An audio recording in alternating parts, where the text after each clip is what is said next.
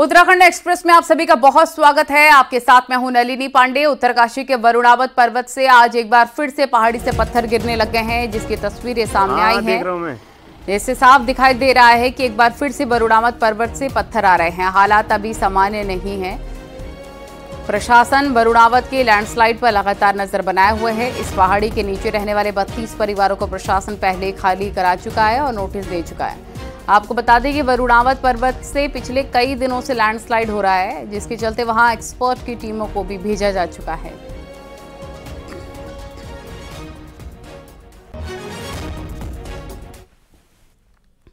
उत्तरकाशी में वरुणावत पर्वत से भूस्खलन की सबसे बड़ी वजह अतिक्रमण को माना जा रहा है। साल 2003 के बाद 21 साल में इस इलाके में कई हेक्टेयर सरकारी जमीन पर अतिक्रमण हुआ और पूरे इलाके में 287 से ज्यादा अवैध निर्माण किए गए।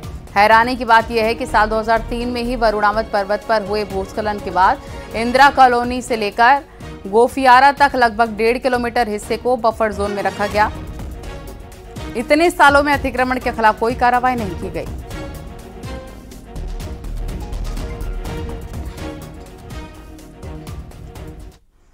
और हल्द्वानी से एक वीडियो वायरल हो रहा है। इसमें कुछ मंचलों की लड़कियों ने जमकर धुनाई कर दी। दरअसल सेल्फ डिफेंस की ट्रेनिंग ले रही लड़कियों का कुछ लड़कों ने पीछा किया, तो लड़कियों ने उन लड़कों की जमकर खबर ली और बीच रोड पर धुनाई कर दी। वीडियो में मंचले की धुनाई करती लड़की नजर आ रही है। हालांकि लड़की और लड़का दोनों ही नाबालिग हैं। पुलिस को फिलहाल मामले में कोई शिकायत नहीं मिली है।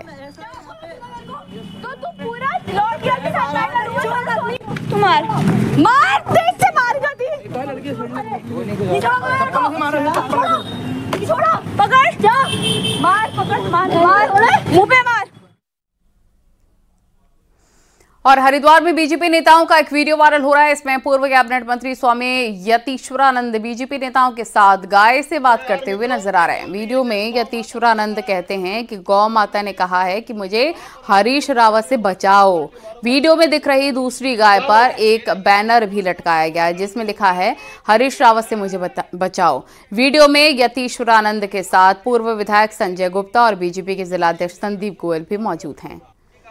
कह रही है, इधर देखो साथियों, पत्रकार मित्रों, ये बोल रही है इस गौ माता ने ये कहा है कि स्वामी जी आप और आपकी जो पार्टी है भारतीय जनता पार्टी, हमारे को हरीश रावत जी से बचा लो, बचा लो। ये सबको कटवा देगा, नहीं तो गौ माता की जय। कुछ और भी कह रही है, सुनिए तो और भी कुछ कह रही है, और भी कुछ कह रही है। ये कह रही है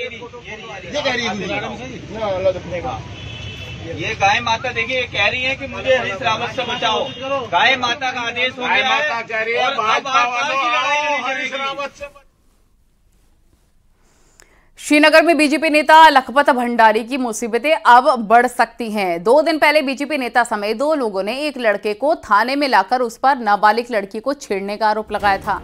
मामले में महिला पुलिस ने जांच की और नाबालिग छात्रा के परिजनों से बात की, तो नाबालिग के परिजनों ने छेड़खानी की घटना से इनकार किया और पुलिस को लिखित में अपने बयान दिए। एसएसपी ने बताया कि सोशल मीडिया पर गलत वीडियो अपलोड कर लड़की को ही परेशान किए जाने के आरोप लगाए जा रहे हैं। ऐसी भ्रामक जानकारी पर एसएसपी ने कड़ी कार्रवाई की बात कही है। तथाकथित एक वीडियो वायरल करवाया जा रहा है, जिसमें ये आरोप लगाए जा रहे हैं कि इस बालिका को परेशान करवाया जा रहा है। आपके माध्यम से मैं सभी से ये अनुरोध करूंगा, समस्त जनता से अनुरोध करूंगा कि इस प्रकार की भ्रामक सूचनाओं पर ध्यान न दें और साथ ही साथ जो लोग इस प्रकार का माहौल तैयार करने का प्रयास कर रहे हैं, जो भ्रामक सूचनाएं फैला रहे हैं, उन लोगों के विरुद्ध हम लोग कड़ी से कड़वी लीगल कार्रवाई करेंगे। और पौड़ी में एक शिक्षक ने गुरु शिष्य के रिश्ते को तार-तार कर दिया। रिखड़ी खाल ब्लॉक के राजकीय इंटर कॉलेज बुंगलगढ़ी के टीचर प्रवेश कुमार नाम के शिक्षक ने जिले की एक नाबालिग छात्रा को बहला फुसलाकर उसका अपहरण किया। परिजनों की तहरीर पर आरोपी शिक्षक के खिलाफ केस दर्ज कर लिया गया है। पुलिस ने लड़की को पुलिस के पास सुपुर्द कर दिया है और आरोपी के खिलाफ कार्रवाई की जा रही है। आरोपी टीचर फिलहाल मेडिकल छुट्टी पर है और अस्पताल में भर्ती है। को हमारी टीम्स के द्वारा अभी रिकवर किया गया है और साथ ही साथ अभी इन्वेस्टिगेशन में हमारे पास ये फैक्ट्स आए हैं कि ये बालिका जो इनके पूर्व में कोई शिक्षक थे उन्हीं के स्कूल में, उनके साथ ये बालिका चली गई थी। उत्तरकाशी के मोरी के सालरा गांव में दलित युवक को मंदिर में जाने से रोकने का मामला हाईकोर्ट पहुंच गया है। निचली अदालत से आरोपियों को राहत मिलने के मामले को अब हाईकोर्ट में चुनौती दी गई है, जिस पर हाईकोर्ट ने सभी 6 आरोपियों को नोटिस जारी कर जवाब मांगा है। आरोप है कि 10 जनवरी 2023 को आयुष गांव के मंदिर में पूजा के लिए जा रहा था, लेकिन लोगों ने उसको पूजा करने से रोक दिया। इस दौरान खासा बवाल हुआ, जिसके बाद निचली अदालत में आरोपियों को SC/ST मामले में बरी कर दिया गया, लेकिन मारपीट समेत कुछ धाराओं में 25 दिन की सजा और 1000 का जुर्माना कोर्ट ने लगा दिया है। और हमारे ये तर्क हैं कि जो नीचे जो ऑर्डर हुआ है वो उसमें बहुत सी खामियां रही हैं। उसमें कई लोगों को जो है नामित लोगों को जो है उनका बयान नहीं लिया गया और बहुत सी खामियां रही हैं जिन्हें ऑनरेबल सेशन कोर्ट ने छोड़ दिया है। सीएम पुष्कर सिंह धामी देहरादून में बीजेपी महानगर कार्यकर्ताओं के बीच पहुंचे और सीएम ने कार्यकर्ताओं से सीधा संवाद किया, उनकी बात सुनी, उनसे अपने मन की बात की। सीएम ने कहा कि संवाद का ये कार्यक्रम अब वो हर जिले में करेंगे।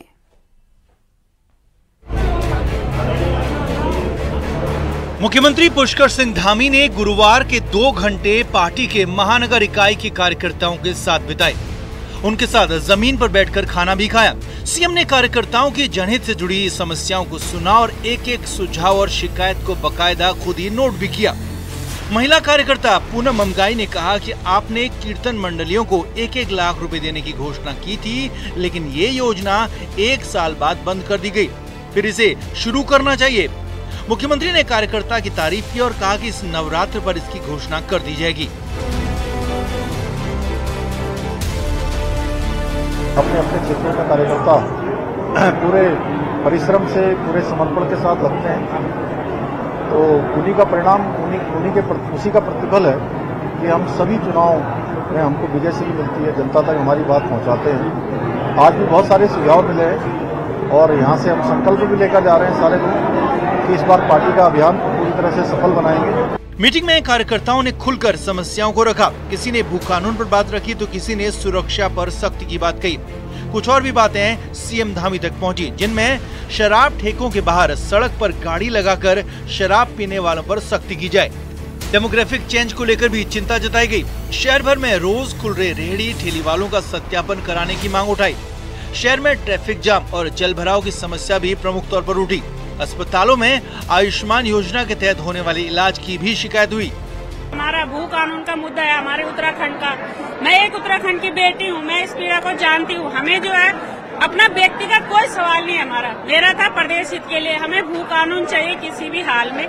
हमारे क्षेत्र में जो लोग हैं आके 2 दिन बस जाते हैं और वो भी उत्तराखंडी कहलाते हैं और हम भी उत्तराखंडी कहलाते हैं। 2022-23 में ना मुख्यमंत्री जी ने एक घोषणा करी थी कि कीर्तन मंडलियों के लिए कि प्रत्येक जिले में 1-1 लाख रुपए कीर्तन मंडलियों को मिलना चाहिए, ताकि वो अपना साजबाज, ढोलक, चिमटा वगैरह जो उनकी आवश्यकता है उनकी पूर्ति कर सके। मुख्यमंत्री जी ने कहा कि बहुत अच्छा विषय आपने उठाया है और इस पे ये नवरात्र आने वाले, वो जरूर इस नवरात्र में दोबारा घोषणा करेंगे उसकी। मीटिंग खत्म होने के बाद मुख्यमंत्री ने कार्यकर्ताओं के साथ जमीन पर बैठकर खाना भी खाया। सीएम ने कहा कि कार्यकर्ताओं के जरिए जनता की समस्याएं आनी चाहिए और उनका समाधान भी होना चाहिए। मुख्यमंत्री ने कार्यकर्ताओं के बीच ही घोषणा भी की कि अब इस तरह का संवाद हर जिले में किया जाएगा। देहरादून से न्यूज़ 18 के लिए सुनील नवप्रभात की रिपोर्ट।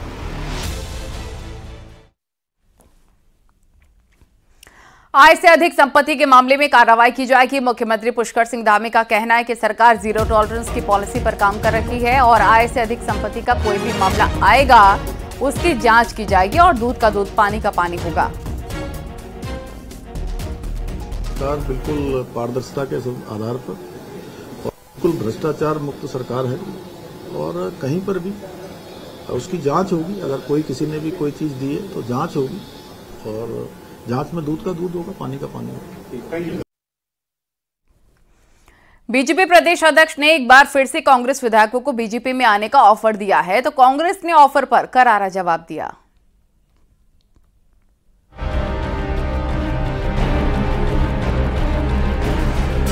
बद्रीनाथ से कांग्रेस विधायक रहे राजेंद्र भंडारी ने एक गलती करके कुर्सी गंवा दी।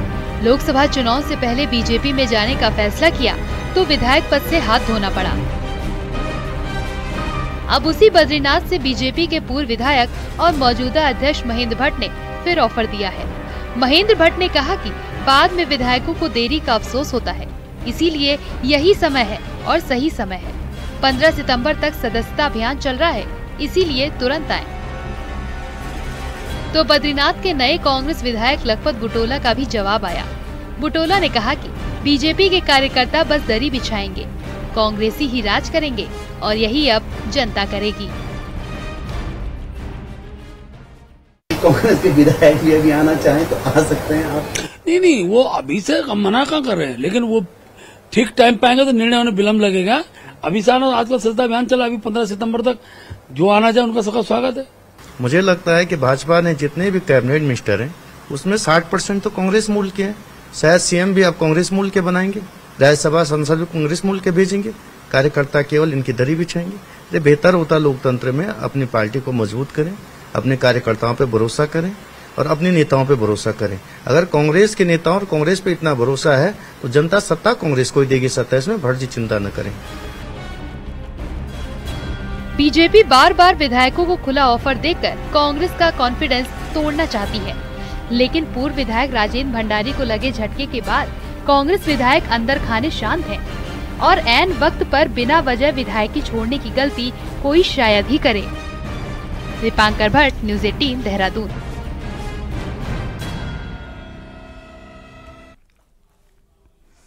बीजेपी लगातार कांग्रेस से नेताओं को अपने पाले में कर रखी है। 2022 में बीजेपी छोड़ कांग्रेस में गए टिहरी से पूर्व विधायक धन सिंह नेगी की बीजेपी में घर वापसी करने में बीजेपी सफल तो हो गई, लेकिन ये पार्टी के लिए कितना सही फैसला होगा कहा नहीं जा सकता, क्योंकि बीजेपी का ये ऑपरेशन कई जगह बैकफायर करने लग गया है।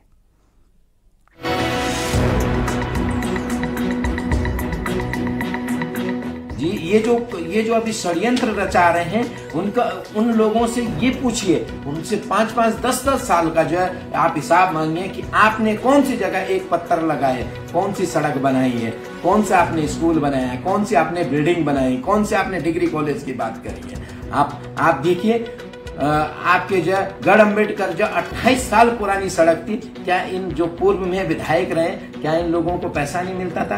क्या इन लोगों को जो राज्य सेक्टर में पैसा नहीं मिला था? ये इन्होंने सिर्फ अपनी छपोटी पुलिया और अपने कमीशन से अलावा कोई काम नहीं किया। ये है बीजेपी के पुरोला विधायक दुर्गेश्वर लाल। दुर्गेश्वर लाल इस बात से परेशान है कि उन्हीं के पार्टी के कुछ नेता उनके खिलाफ दुष्प्रचार कर रहे हैं। हालत ये हो गई है कि दुर्गेश्वर लाल को फेसबुक लाइव में अपनी भड़ास निकालनी पड़ी। दुर्गेश्वर का कहना है कि जिन्होंने अपने कार्यकाल में एक पत्थर तक नहीं लगाया, वो लोग उनके विकास कार्यों पर सवाल उठा रहे हैं। सीधा मतलब है कि वे पुरोला के पिछले विधायकों पर सवाल उठा रहे हैं। मगर ताज्जुब की बात ये है कि उनसे पहले रहे तीनों विधायक मालचंद, राजेश जुवांठा और राजकुमार अब कांग्रेस छोड़कर भाजपाई हो चुके हैं। यानी कि अब बीजेपी के अंदर ही पक्ष और विपक्ष बन गए हैं। ये हालात एक सीट पर नहीं, कमोबेश जहाँ जहाँ भी बीजेपी के विपक्ष के नेता तोड़े, वहाँ वहाँ वर्चस्व की लड़ाई शुरू हो चुकी है। टिहरी से पूर्व विधायक रहे धन सिंह नेगी ने बुधवार को बीजेपी ज्वाइन की। टिहरी सीट पर धन सिंह नेगी, वर्तमान विधायक किशोर उपाध्याय और निर्दलीय दिनेश धने चुनाव में एक दूसरे के खिलाफ लड़ते रहे हैं, लेकिन अब तीनों भाजपाई हो चुके हैं। यहाँ भी अंदरूनी खींचतान चरम पर है। 2022 में बीजेपी कैंडिडेट सुरेश चौहान और कांग्रेस कैंडिडेट विजय पाल सजवाड़ गंगोत्री सीट पर आमने सामने थे। सुरेश चौहान आज विधायक हैं, तो विजय पाल सजवाड़ भी बीजेपी ज्वाइन कर चुके हैं। भीमताल से बीजेपी विधायक राम सिंह कैड़ा के खिलाफ कांग्रेस से चुनाव लड़े दान सिंह भंडारी और निर्दलीय मनोज शाह भी बीजेपी ज्वाइन कर चुके हैं। सब कार्यकर्ता उस काम में लगाती है। ये ठीक है कि जब दल बड़ा होता है तो निश्चित रूप से निर्णय में थोड़ी दिक्कतें आती हैं, लेकिन निर्णय सबसे बातचीत के बाद होता है। मुझे पूरा विश्वास है जिन लोगों को हमने सत्ता दिलाई है उन सब प्रकार की बातचीत और पॉजिटिव बातचीत में भी सत्ता होती है। बीजेपी नेता कैमरे पर भले ही संभल कर बोल रहे हों, लेकिन जमीनी हकीकत से अनजान तो वो भी नहीं है। इस बैकफायर से पार्टी का थिंक टैंक भी परेशान है। पार्टी के एक वर्ग का मानना है कि निकाय चुनाव में इसके साइड इफेक्ट खुलकर सामने आ सकते हैं। देहरादून से न्यूज़ 18 के लिए सुनील नवप्रभात की रिपोर्ट।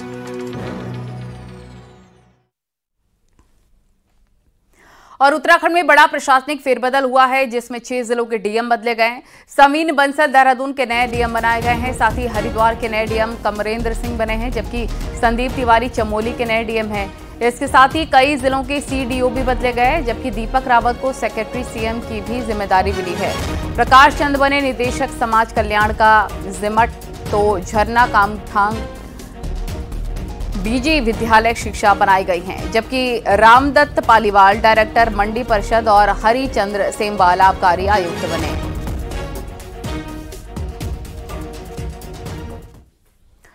सीएम पुष्कर सिंह धामी के साफ निर्देश हैं कि शराब की ओवर रेटिंग और अवैध बिक्री नहीं होनी चाहिए। गुरुवार को चार्ज संभालने के बाद एक्साइज कमिश्नर हरिचंद्र सेमवाल ने हेडक्वार्टर में कंट्रोल रूम का निरीक्षण किया। कंट्रोल रूम से शराब की सभी दुकानों और गोदाम को कनेक्ट किया गया। उन्होंने अफसरों को शिकायत पर तुरंत कार्रवाई और रेगुलर मॉनिटरिंग के निर्देश दिए। मंगलवार को सीएम के निर्देश पर पूरे प्रदेश में करीब 200 दुकानों पर छापेमारी की गई। सभी दुकानों का स्टॉक चेक किया गया। आबकारी आयुक्त का कहना है कि जल्द शराब से जुड़ी शिकायतों के लिए मोबाइल ऐप तैयार किया जाएगा। मुख्यमंत्री के निर्देश पर प्रदेश की लगभग 100 से ज्यादा दुकानों पर छापेमारी की गई, चेकिंग की गई कि कहीं पर भी ओवर रेटिंग ना हो, अवैध बिक्री शराब की ना हो। अब आबकारी आयुक्त का चार्ज संभाला है हरिचंद्र सेमवाल जो आईएएस हैं, उन्होंने सर आपने चार्ज संभालते और फिर ये देखा है कि किस तरीके से मॉनिटरिंग पूरे प्रदेश में दुकानों की होगी, क्या सिस्टम आबकारी का है और कैसे ओवर रेटिंग या फिर अवैध बिक्री को रोका जाए। हमारे साथ आबकारी आयुक्त हैं। सर ये जो पूरा एक सिस्टम है, आपको लगता है कि जो मुख्यमंत्री का कहना है कि सब रुकना चाहिए, इससे निगरानी होगी? तो प्रदेश में जितनी सारी दुकानें हैं, हमारे यहाँ ऑनलाइन सिस्टम पे सारी चीजें उसमें कैमरे लगे हुए हैं सभी दुकानों पे, और जो यहाँ से हमारे सेंट्रल कंट्रोल रूम है, यहाँ से उस पर मॉनिटरिंग की जा रही है। लेकिन इसमें और सुधार के लिए हम ये कर रहे हैं, जिस तरीके से इलेक्शन कमीशन के द्वारा सी विजिल ऐप काम कर रहा है, जिसमें शिकायतों को त्वरित निस्तारण किया जाता है, उसी तरीके का ऐप आबकारी के लिए भी हो और जिसके जरिए आम आदमी अगर कोई कहीं अव्यवस्था है या कहीं कोई कमियां हैं तो उसके बारे में विभाग को सूचित कर सके और विभाग के द्वारा उस पर त्वरित कार्रवाई की जा सके। अगर किसी दुकान पे अवांछित गतिविधि पाई जाती है या किसी दुकान पे कोई उपभोक्ता के द्वारा ओवर रेटिंग के संबंध में कोई बहस की जा रही है, कोई वाद विवाद किया जा रहा है, तो वो हमें सिस्टम हमारा जो है हमें यहाँ पे जो हमारे कंट्रोल रूम में बैठे हुए अलर्ट दे देगा। उसके आधार पर नियरेस्ट जो भी हमारा कार्मिक है उसको हम सूचना देंगे और वो वहां जाके चेक करेगा कि जो भी हो रहा है उसका कारण क्या है और उसके समाधान के लिए अगर कोई दुकानदार की कमी है, दुकानदार के द्वारा कोई गलती की गई तो विभाग के द्वारा उस पर यथोचित कार्रवाई की जाएगी। कैमरा पर्सन संदीप नेगी के साथ दीपांकर भट्ट, न्यूज 18 देहरादून। नीलकंठ क्षेत्र में नाबालिग लड़के के साथ कुकर्म के आरोप में एक शख्स को गिरफ्तार किया गया, जबकि दूसरा आरोपी फरार है। आरोपी रजनीश गिरी मुरादाबाद का रहने वाला है। लड़के के साथ कुकर्म की मेडिकल में पुष्टि होने के बाद आरोपी को गिरफ्तार किया गया। हालांकि दूसरा आरोपी एक शिक्षक है जो फरार है। बाल आयोग की शिकायत पर यह कार्रवाई की गई।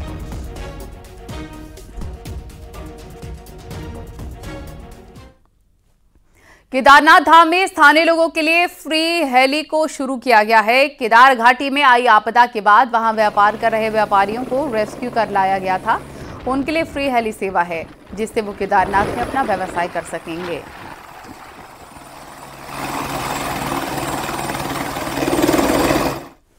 और शिक्षक दिवस पर इस बार कुल 19 सरकारी टीचर्स को शैलेश मटियानी पुरस्कार से सम्मानित किया गया। 13 जिलों से सेलेक्ट हुए 17 टीचर्स को साल 2023 के लिए, तो बाकी 2 को साल 2022 और 18 के लिए पुरस्कार दिया गया है। राजभवन में आयोजित प्रोग्राम में गवर्नर, सीएम और शिक्षा मंत्री ने ये पुरस्कार दिए। इसमें प्राइमरी, इंटर कॉलेज, डाइट और संस्कृत स्कूल के शिक्षक शामिल रहे। शैलेश मटियानी पुरस्कार में हर साल 10,000 रुपए नगद, सर्टिफिकेट और 2 साल का जॉब एक्सटेंशन दिया जाता है। वहीं सीएम ने इस बार पुरस्कार राशि 20,000 रुपए करने की घोषणा की। चमोली जिले की सहायक टीचर कुसुमलता गढ़िया को दिल्ली में राष्ट्रपति पुरस्कार मिला, तो देहरादून में पुरस्कार उनकी बेटी ने लिया। कोटद्वार के नफीस अहमद से लेकर विद्यापीठ रामनगर के देवेंद्र प्रसाद हरबोला को ये सम्मान मिला। पौड़ी के दौलत सिंह गुसाई और हरिद्वार के राजेंद्र कुमार को ग्रामीण क्षेत्र में शिक्षा को बढ़ावा देने के लिए सम्मानित किया गया। 19 लोगों को ही यहाँ पर सम्मान हो रहा है, तो आप शहर में बहुत विशिष्ट, और वैसे तो हर एक शिक्षक जो भी अपने स्थान पर शिक्षा देने का काम करते हैं, उनके बारे में जितना कहा जाए उतना कम है। लेकिन आप सब लोग शिक्षकों में भी जिनको आज ये पुरस्कार प्राप्त हुआ है, वो सारे के सारे हमारे इस शिक्षकों में भी उनके प्रतिनिधि भी हैं। पौड़ी गढ़वाल से बीजेपी के सांसद अनिल बलूनी ने केंद्रीय नागरिक उड्डयन मंत्री से मुलाकात की थी और अपने संसदीय क्षेत्र गढ़वाल में हवाई कनेक्टिविटी बढ़ाने की मांग की थी। अब न्यूज 18 से बातचीत में बलूनी ने बताया कि केंद्रीय मंत्री ने इस पर जल्द काम करने का पूरा भरोसा दिया है।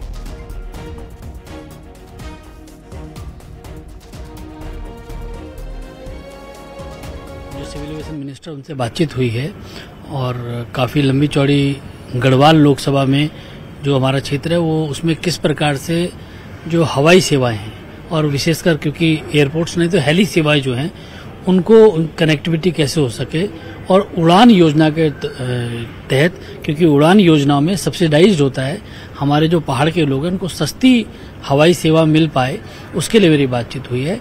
मैंने उनसे कहा है कि हमारे रामनगर जो कि अंतर्राष्ट्रीय मानचित्र पर है वाइल्ड लाइफ के लिए, वहाँ उसको देहरादून से कनेक्ट किया जाना चाहिए। और मुझे माननीय मंत्री जी की बात से भी ऐसे ही लगा कि वो जल्दी मेरे साथ गढ़वाल का दौरा भी करेंगे, गौचर एयरपोर्ट का निरीक्षण भी करेंगे और इन तमाम जिन कस्बों को हमने जोड़ने की बात की है उसको भी स्वीकृति देंगे।